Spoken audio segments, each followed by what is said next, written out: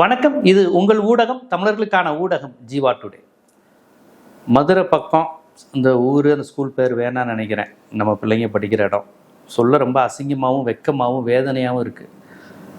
ஒரு உயர்கல்வித்துறை அமைச்சர் பள்ளிக்கூடத்தில் போய் குத்தாட்டம் ஆடியிருக்காரு. பாடல்களை சினிமா பாட்டுக்கு அமைச்சர் பாடக்கூடாதான்னு கேட்டால், நல்ல நல்ல பிள்ளைகளை நம்பி இந்த நாடே இருக்குது தம்பின்னு ஒரு அமைச்சரை போய் பாடணும் சொல்லலாம். இந்த சின்னஞ்சிறு கைகளை நம்பி ஒரு சரித்திரம் இருக்குது தம்பி அப்படின்லாம் சொல்கிறது அந்த மாதிரி பாடல்களை பாடலாம். ஔவையாருடைய நீதி நூல்கள், வள்ளுவருடைய போதனைகள், இந்த மாதிரி பேசலாம். பெரியார் காமராஜருடைய போராட்டம், ஜீவானந்தத்துடைய போராட்டம், எப்படி தமிழ்நாடு பேர் உருவாச்சு, இப்படியெல்லாம் பேசலாம். அதை நல்ல சினிமாக்கள், நல்ல சினிமா பாடல்கள் பாடலாம். பாவேந்தர் பாரதிதாசன் பாடலாம். புலமைப்பித்தனுடைய பாடல்கள் எவ்வளவோ நல்ல பாடல்கள் இருக்கு. இந்த மாதிரிலாம் பாடலாம். ஆனால் ஒரு உயர்கல்வித்துறை அமைச்சர், அவர் காங்கிரஸ்காரரு, ஒரு லேடி நிற்கிறாங்க, குழந்தைங்க மத்தியில் நின்றுக்கிட்டு வாடி வாடி வாடி கைப்படாத சீடி 1000 லாட் லேடி ஏதோ அந்த பாடுற பாடல் வரிகள் ஒவ்வொன்றும் அவ்வளவு ஆபாசமான இரட்டை அர்த்தமுள்ள வார்த்தைகள்.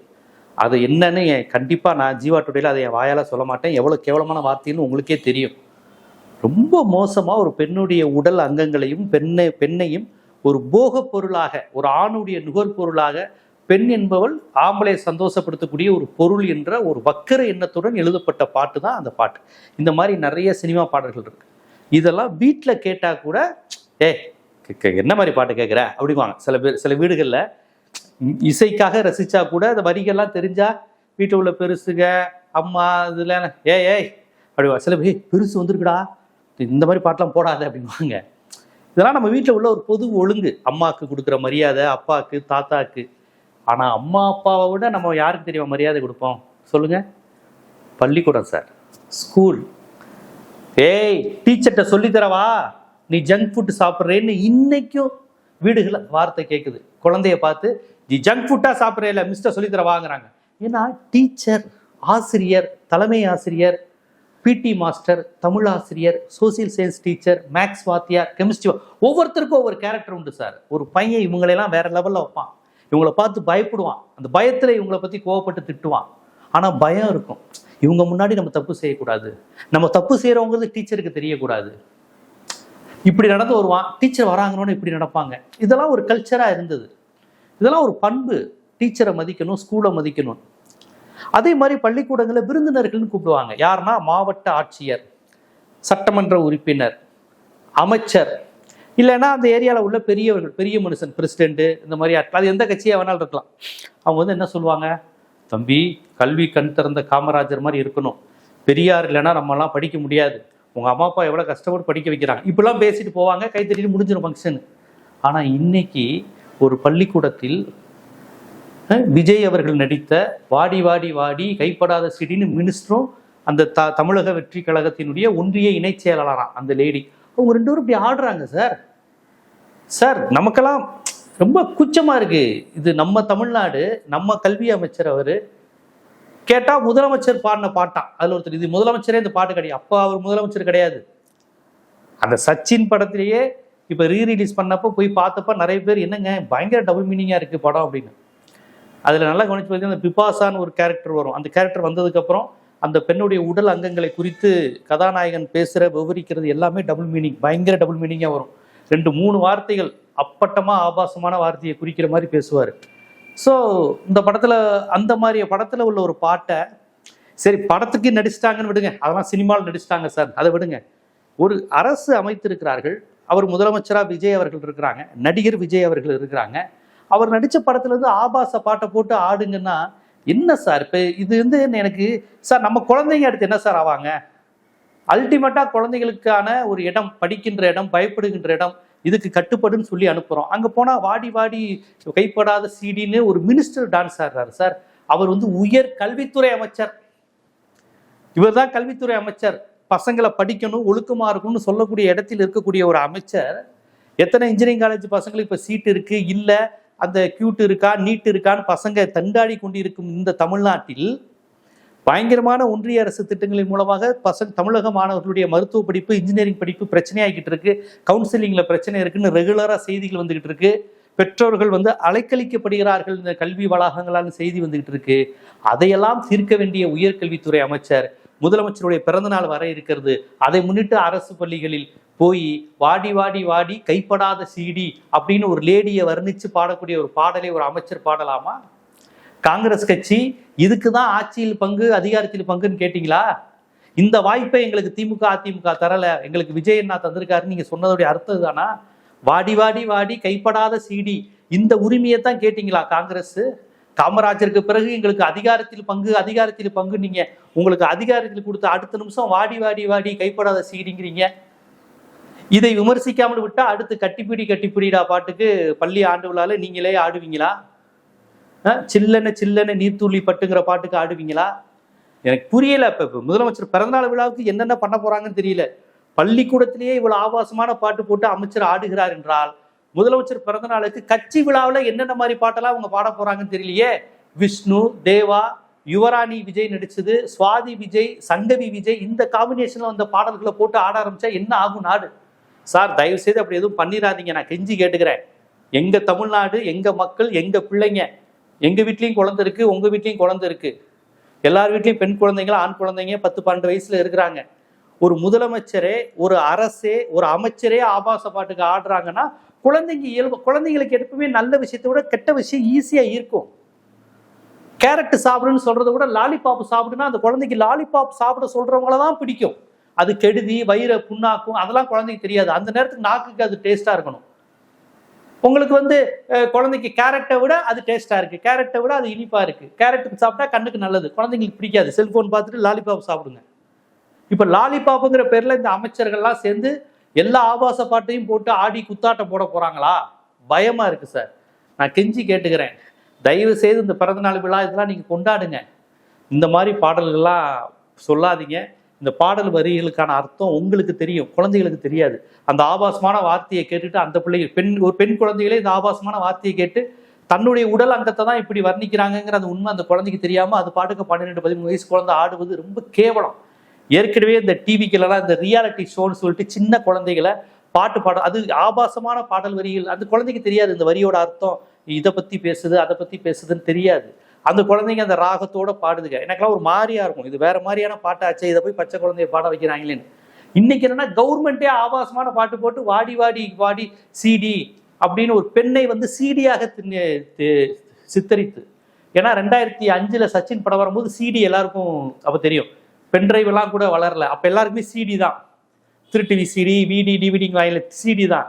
இப்ப சிடிலாம் சொன்னா சிரிச்சிருவாங்க, என்னடா ரவுண்டா ஏதோ உள்ள விட்டு எடுத்துக்கிட்டு இருக்கீங்க, அதை காப்பி பண்ணி ஃபைல் பண்ணிட்டு வாட்ஸ்அப்ல அவன் இந்த கூகுள் டிரைவ்ல போட்டுக்கிட்டு இருக்கிறான், இப்போ போய் சிடிங்கிறீங்க.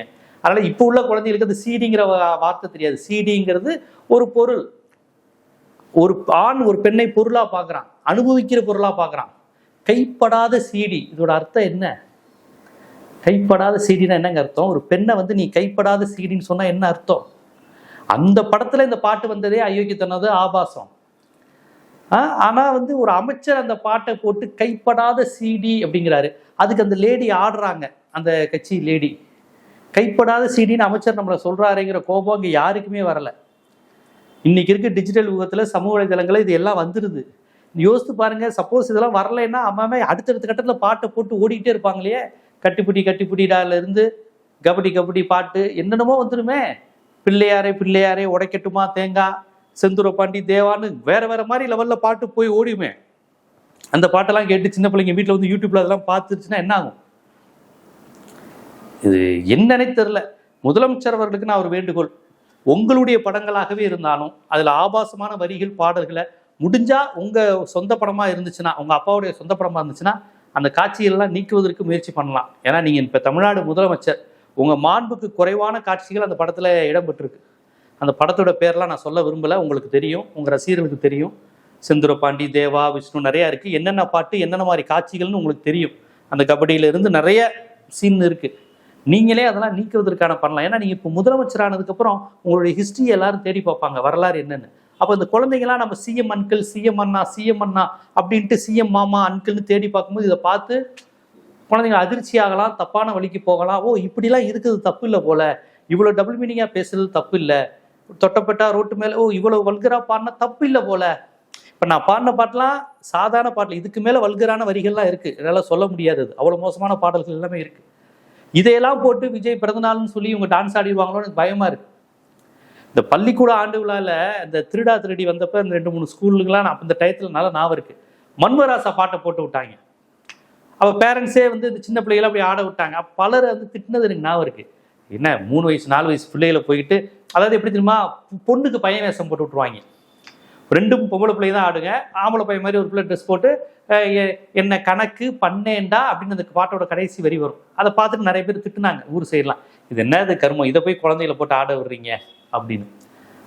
ஆனால் இன்னைக்கு அமைச்சரே ஒரு ஆபாச பாட்டை ஸ்கூலில் போட்டுனா அது பேரண்ட்ஸ் வந்து திட்டக்கூட முடியாது. ஏன்னா ஆடுறவர் மினிஸ்டர், ஒரு அமைச்சரே ஆபாச பாட்டுக்கு ஆடுறாரு. ஸ்கூல் நிர்வாகம் இருந்தாவது பேரண்ட்ஸ்ல யாராவது ஒருத்தர் சிரிச்சாலும் ஒருத்தர் எல்லாரும் மலுமட்டையா இருக்க மாட்டான். அவனா ஒருத்தர் எதிர்த்து, ஐயோ பச்சை குழந்தை படிக்கிறதுல என்ன பாட்டு போட்டுக்கிட்டு இருக்க அப்படின்ட்டு போயிடுவாங்க. அப்போ இப்போ எனக்கு புரியல, இப்போ காங்கிரஸ் கட்சிக்கு அதிகாரத்தில் பங்கு கொடுத்து ஒரு அமைச்சரில் பாட்டு கொடுத்தா இந்த ஆபாச பாட்டு போடுறதா அவங்க அதிகாரத்தில் பங்கா? உங்களுக்கு அதிகாரத்தில் பங்கு கொடுப்பது மூலமாக தமிழ்நாட்டுக்கு முல்லை பெரியாரா, காவேரி பிரச்சனை, கச்சத்தீவு எதிரியாவது சாதகமாக அமையுமா? இடபிள்யூஎஸ் 10% நீங்கள் தமிழ்நாட்டுக்கு சாதகமாக இருக்க போறீங்களா? இந்த தேசிய கீதம் பாடினதுக்கு தமிழ்நாட்டுக்கு சாதகமாக இருக்கிறீங்களா, டெல்லிக்கு பிஜேபிக்கு சார்பாக இருக்கீங்களா? ஆளுநர் விவகாரத்தில் நீங்கள் பிஜேபிக்கு சார்பாக இருக்கீங்களா, தமிழ்நாட்டுக்கு சார்பாக இருக்கீங்களா? ஸோ தேசிய கட்சியினுடைய நிலைப்பாடு இதைத்தான் சொன்னோம். அதிகாரத்தில் பங்கு, கூட்டணியில் பங்குலாம் வரும்போது தமிழ்நாட்டுடைய தனித்துவம் போயிடும். காங்கிரஸ் மாதிரி ஒரு தேசிய கட்சி அமைச்சரவையில் பங்கு பெற்றா எங்கள் தனித்துவம் போயிருங்க. இப்போ அதையெல்லாம் தாண்டி ஆபாச பாட்டு, எனக்கு தெரிஞ்சு திமுகவும் அதிமுக அமைச்சர்கள் மீது 1000 விமர்சனங்கள் வந்துச்சு. பள்ளிக்கூடத்தில் போய் ஒரு ஆபாச பாட்டுக்கு ஆடினதா சரித்திரமே கிடையாது. அதிமுகவினர் பற்றி ஒரு விமர்சனம் சொல்லுவாங்க. இவங்க என்னங்க எம்ஜிஆர் மஞ்சுளா பாட்டை வந்து இந்த ரெக்கார்ட் டான்ஸை வந்து கட்சி விழாக்கள் வந்து எம்ஜிஆர் மஞ்சுளா பாட்டு மாதிரி போடுவாங்க. போட்டு பொன்னந்தி வானீர் பொழுதுன்னு எம்ஜிஆர் மாதிரி ஒருத்தர் வேஷம் போட்டு ஆடிக்கிட்டு இருப்பாங்க. எல்லா இடத்துலையும் எம்ஜிஆர் மாதிரி தொப்பி வச்சு ஒருத்தர் ஆடுவாங்க. எம்ஜிஆர் மாதிரி கெட்ட போகிறது கொஞ்சம் ஈஸி, கொஞ்சம் தொப்பி வச்சுட்டு கை கூலிங் கிளாஸ் போட்டு பாடிட்டு இருப்பாங்க. அதை பார்த்து திமுக காரங்க சிரிப்பாங்க, பார்த்தீங்களா ஏடிஎம்கே சினிமா பாட்டை போட்டுக்கிட்டு இருக்குன்னு. ஆனால் அவங்க கூட அவங்க கட்சி விழாக்களில் தான் இந்த மாதிரி எம்ஜிஆர் பாட்டை போடுவாங்க. மற்றபடி எம்ஜிஆர் பிறந்தநாள், ஜெயலலிதா அம்மையார் பிறந்தநாள், இறந்த நாளுக்கு வந்து எம்ஜிஆருடைய நல்ல படங்கள் பாட்டை போடுவாங்க. அச்சம் என்பது மடமையடா, சின்ன பயலை செய்தி கேளடா, நெஞ்சம் உண்டு நேர்மையுண்டு ஓடு ராஜா அப்படின்னு, மாட்டுக்கார வேலன், என் அண்ணன், மன்னாதி மன்னன், சக்கரவர்த்தி திருமகன், இந்த மாதிரி எம்ஜிஆர் நடித்த ஒரு நல்ல கருத்துள்ள படங்களில் இருந்து பாடு. எம்ஜிஆர்கிட்ட வந்து நிறைய கருத்துள்ள பாடல்கள் உண்டு. அற்புதமா பட்டுக்கோட்டை கல்யாண சுந்தரம், புலமை பித்தன், வாலி, கண்ணதாசன்னு ரொம்ப அற்புதமான பாடல்கள் வந்து எம்ஜிஆருக்கு உண்டு. அவருடைய பாடலையும் காதல் பாடல்கள் உண்டு, நான் மறுக்கல. ஆனால் அதை ஒருபோதும் எம்ஜிஆர் வந்து தன்னுடைய ஸ்கூலில் அவருடைய காலகட்டத்தில் பள்ளிக்கூடங்களில் என்னுடைய பாடல்களை போட்டு ஆடுங்கன்னு அவர் சொன்னது கிடையாது. கட்சி நிகழ்ச்சிகளை தான் அவர் பாடலை போட்டிருக்கிறாங்க. ஆனால் பள்ளிக்கூடத்தில் போய் இப்படி விஜய் பாட்டை போட்டு நல்லா யோசித்து பாருங்க. ஆபாச பாட்டு மட்டும் இல்லை, அது முதலமைச்சர் நடித்த பாட்டு. அப்போ இவங்களோட நோக்கம் என்ன? முதலமைச்சர் விஜய்க்கு நாங்கள் நெருக்கமாக இருக்கணும்னு காமிச்சுக்கிறதுக்காக இந்த பாட்டை போட்டு ஆடி இருக்கிறாங்க. அப்போ இதையெல்லாம் நம்ம எப்படி சொல்றது? ரொம்ப வருத்தமாக இருக்கு. முதலமைச்சர் அவர்களே நீங்கள் இதை கண்டிக்கணும். என்னுடைய பாடலாகவே இருந்தாலும் இப்படி ஒரு ஆபாசமான பாட்டை போட்டு ஸ்கூல்ல ஆடலாமா? ஸ்கூல்ல என்ன மாதிரி பாட்டை போடணும்? நல்ல நல்ல பிள்ளைகளை நம்பிங்கணும். இல்லாட்டி எங்க மாமால சிவாஜி பாடுவார்ல, தங்கங்களே நாளைய அந்த மாதிரி பாட்டை போட்டு ஆடுங்க. அதுதான் குழந்தைகளுக்கான பாடல். அதனால நீங்களே சொல்லணும், இந்த மாதிரி நல்ல பாடல்களை எடுத்து போடுங்க. பாரதிதாசன் பாட்டை எடுத்து போடுங்க. பழைய எம்ஜிஆர் சிவாஜி நல்ல பாடல்களை எடுத்து போடுங்க. இந்த மாதிரி பாடல்களை போடாதீங்க, இது ரொம்ப தவறு அப்படின்னு முதலமைச்சரே போடணும். நீங்க சொல்லலைன்னா பிறந்தநாள் விழாங்கிற பேர்ல என்னென்ன மாதிரி பாட்டு போட்டு உங்க ஆட போறாங்கன்னு நினைக்கும் போது இப்பயே பயமா இருக்கு. நீங்க அந்த வயசுல அப்படி நடிச்சிருக்கீங்க. ஆனா இன்னைக்கு நீங்க மாண்புமிகு முதலமைச்சர், தமிழ்நாட்டின் முதலமைச்சர். ஆகவே நீங்களே இதை தடை செய்யறது ரொம்ப நல்லது. நீங்களே தடை செஞ்சீங்கன்னா ரொம்ப பாராட்டுக்குரியதா இருக்கும். நானே நடித்திருந்தாலும் இந்த மாதிரியான பாடல் காட்சிகளை, பாடலுக்கு அமைச்சர்கள் ஆடுவது, என் கட்சியினர் ஆடுவதை தடை செய்கிறேன்.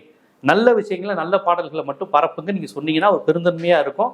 இது இல்லைன்னா ரொம்ப வருந்தத்தக்கது. முதல்ல இந்த அமைச்சர் முதல்ல விளக்கம் கொடுக்கணும். அதிகாரத்தில் பங்கு கேட்ட காங்கிரஸ் கட்சி இன்னைக்கு ஆபாச பாடலுக்கு ஆடலாமா? காங்கிரஸ் கட்சி இதுக்கு ஒரு விளக்கம் தரணும். அமைச்சர் விஸ்வநாதன் அவர்கள் விளக்கம் தரணும். அந்த மேலூர் பள்ளி குழந்தைகளிடம் நீங்க மன்னிப்பு கேட்கணும். மேலூர் பள்ளி குழந்தைகளின் பெற்றோர்களிடம் மன்னிப்பு கேளுங்க.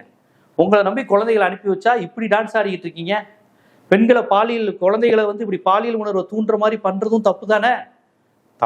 எங்க பார்த்தாலும் ரேப் நடக்குது, அது நடக்குதுன்னா 10 வயசு 12 வயசு குழந்தைகிட்ட வாடி வாடி சிடி அப்படின்னு நீங்க ஒரு மினிஸ்டர் ஆடினார்னா அந்த 10 வயசு பையனுக்கு பொம்பளை பிள்ளைய பத்தி என்ன உணர்வு வரும்? நாளைக்கு 18-19 வயசுல அவன் லேடிஸ் அப்படிதான் டீல் பண்ணுவான். இந்த சூழல் இப்படி சொல்லி தந்தா அந்த குழந்தை மனநிலை என்னவாகும்? ஆம்பளை பொம்பளைங்கிற சிடி தான். இந்த ஒரு வெங்கட் பிரபுடைய தம்பி ஒரு படத்தில் ஆடுவார்ல, இது ஆல்ரெடி எஃப்சி போன கேஸுடா, தன்னுடைய முன்னாள் காதலியினுடைய திருமணத்துக்கு போய் எஃப்சி பண்ணியாச்சு, நான் ஆல்ரெடி ரெஜிஸ்டர் பண்ணிட்டேன் அப்படின்னு ஒரு வண்டி வாகனம் மாதிரி ஒரு பெண்ணை ஒப்புமைப்படுத்தி, ஒரு பெண்ணை ஆப்ஜெக்ட் ஆக்கி இழிவுபடுத்தி ஒரு பாட்டு பாடுவார். கங்கைமரன் பையன்தான், ஆளு பார்க்க ஒரு மாதிரி இருப்பாப்ல, இந்த இப்படி பண்ணுவார்ல, அவர் தான். ரொம்ப ஆபாசமாக பாடுவார். சினிமாவில் இப்படி வருவதே தவறு என்றால், ஒரு அரசும் அமைச்சரும் இப்படி குழந்தைகளும் பெண் குழந்தைகளும் ஆபாசமாக ஆடி பாடுவது, ஒரு பெண்ணும் சேர்ந்து கொண்டு ஆடுவது, கட்சி நிர்வாக பொறுப்புகளில் இருந்து இப்படி ஆடுவது என்பது ரொம்ப வருத்தமான வேதனையான விஷயம். இதை ஒரு ஊடகமாக நான் கண்டிக்கின்றேன். ஒரு தமிழனாக ரொம்ப வருத்தப்பட்டு கண்டனம் தெரிவிக்கிறேன். முதலமைச்சரும் கண்டிக்கணும், காங்கிரஸ் கட்சியும் கண்டிக்கணும். முதல்ல அமைச்சர் மன்னிப்பு கேட்கணும். அந்த குழந்தைகளுடைய பெற்றோர்கள்ட்ட ரொம்ப உணர்ச்சி வசப்பட்டு தப்பாக நடந்துக்கிட்டேன், நான் ஒரு டெம்ட் ஆகிட்டேன் அப்படிங்கிற மாதிரி ஏதோ ஒன்று சொல்லி மன்னிப்பு கேளுங்க. ஏன்னா நீங்கள் தான் சார் எங்களுக்கு உயர்கல்வித்துறை அமைச்சர்.